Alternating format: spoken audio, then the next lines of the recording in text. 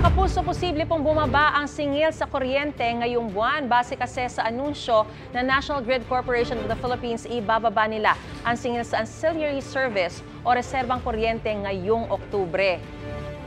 So ito po sa Luzon, 9 centavos kada kilowatt hour ay inaasahang matatapyas. Posible naman pong 2 centavos kada kilowatt hour ang ibababa niyan sa Mindanao.